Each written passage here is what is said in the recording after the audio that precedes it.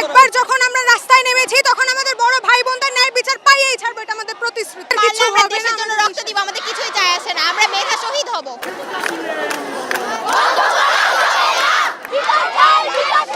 রাজধানীর আজিমপুরে এই মুহূর্তে শিক্ষার্থীদের সাথে অভিভাবকরাও কিন্তু এসে যুক্ত হয়েছেন। আমরা যেমনটি দেখতে পেয়েছি যে এখানে বিভিন্ন কলেজ এবং স্কুলের শিক্ষার্থীরা, আমরা ক্লাস 6, 7 এবং 8, 9 পর্যন্ত শিক্ষার্থীদেরও কিন্তু এখানে আন্দোলনে অংশগ্রহণ করতে দেখেছি। আপনি ক্লাস 10-এ পড়েন কিন্তু আপনি সড়কে বেরিয়ে এসেছেন, আপনার নিরাপত্তা কে দিচ্ছে এখানে?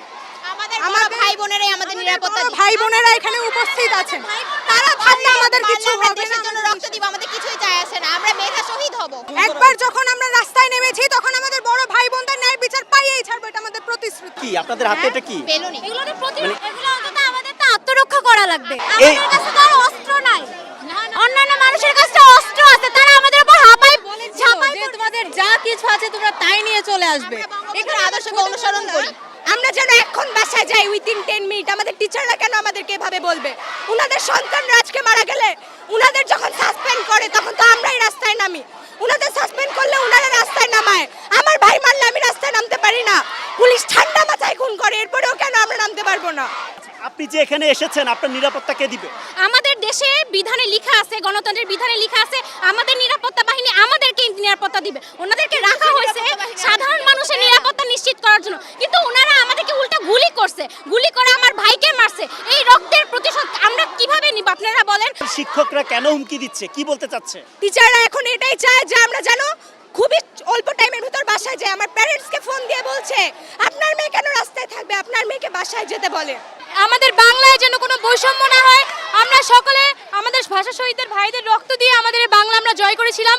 1971 সালের মুক্তিযুদ্ধের চেতনা আমরা বুকে নিয়ে আজকে রাজপথে নেমেছি। আমরা চাচ্ছি আমাদের অধিকার যেন আমরা আদায় করে তারপরই ঘরে ফিরি। মূল আন্দোলনটা আমাদের কোটা বিরোধী আন্দোলন না, আমাদের প্রত্যেকটা ছাত্রাবাসে গিয়ে গিয়ে যেভাবে আমাদের ভাই বোনদের নির্বিচারে হত্যা করা হচ্ছে, পুলিশ বিজেপি গিয়ে ওদেরকে যেভাবে মারছে, আমাদের আবু সাইদ ভাই, রাফি ভাই আপনারা দেখতে পাচ্ছেন, ওদের হত্যার বিচার চাচ্ছি। যদি আমাদের ভাষা যদি আমরা বলতে চাই স্বাধীনভাবে, তাহলে আমাদেরকে গুলি করা হবে। আমরা কি আসলেই স্বাধীন?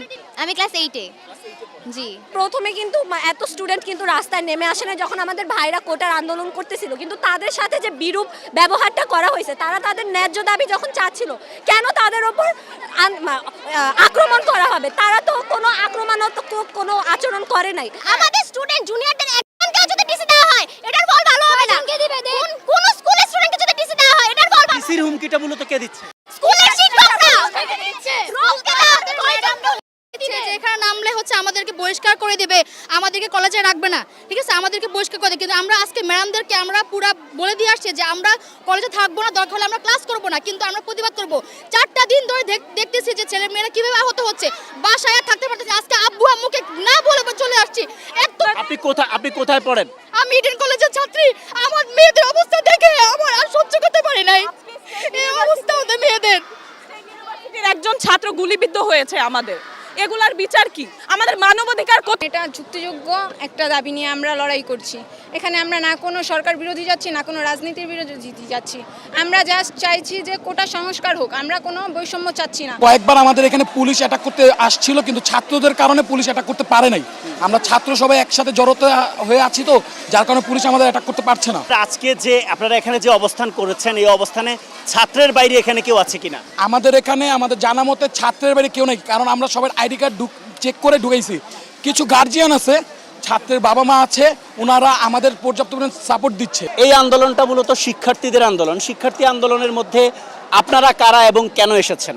আমরা অভিভাবক, শিক্ষার্থীদের আন্দোলনের সাথে সহমত পোষণ করে আমাদের সন্তানদের ভবিষ্যতের কথা চিন্তা করে আমি আন্দোলনে সম্পৃক্ততা ঘোষণা করছি। অভিভাবকরাও আছেন, অনেক অভিভাবক তাদের সন্তানদের নিয়ে কিন্তু এখানে আন্দোলন করছেন এবং তারা বলছেন যে কোটা বিরোধী অর্থাৎ কোটা সংস্কারের যে আন্দোলন, সে আন্দোলন চালিয়ে যাবার জন্য তারা নিজেরাই কিন্তু সন্তানদেরকে নিয়ে এই সড়কে এসে অবস্থান করছেন।